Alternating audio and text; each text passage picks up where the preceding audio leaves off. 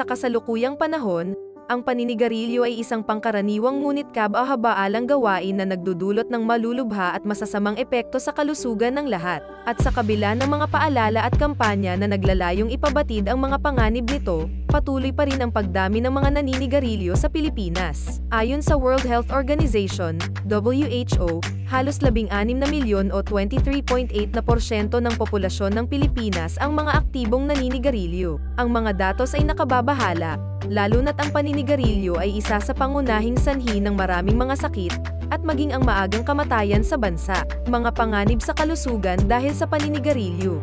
Mga sakit sa puso at baga.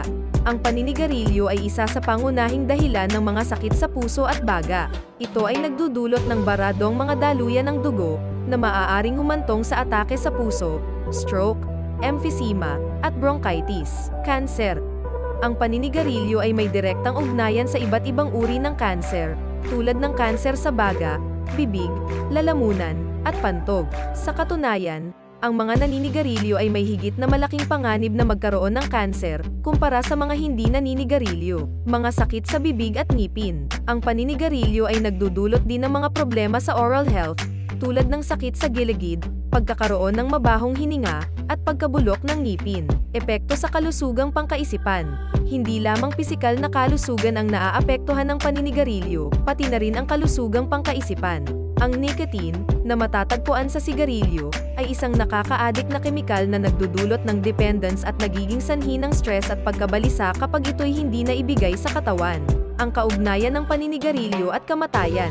Sa Pilipinas, higit sa 100,000 katao ang namamatay bawat taon dahil sa mga sakit na kaugnay ng paninigarilyo. Ito ay ayon sa datos na mula sa Department of Health.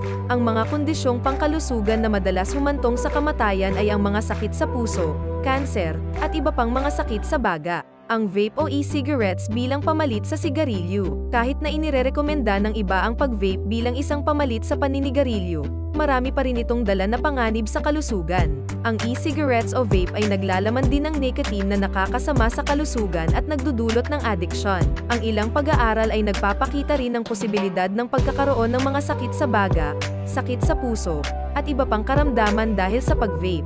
Ang paninigarilyo at pag-vape ay isang mapanganib na gawain na may malawakang epekto sa kalusugan ng tao. Ito ay hindi lamang nagdudulot ng mga pisikal na karamdaman, ngunit nagdudulot rin ito ng pangmatagalang epekto sa ating kalusugan pangkaisipan. Ang mga bilang ng mga naninigarilyo at ang mga kamatayan na dulot nito sa Pilipinas ay isang malaking patunay na kinakailangan ng mas malawak at mabisang kampanya laban sa paninigarilyo. Dapat tayong maging mulat sa mga panganib na dala ng paninigarilyo, hindi lamang para sa ating sariling kalusugan, kundi para na rin sa kalusugan ng ating pamilya at pamayanan. Ang bawat sigarilyong hindi natin sinisindihan ay isang hakbang patungo sa mas malusog at mas mahabang buhay.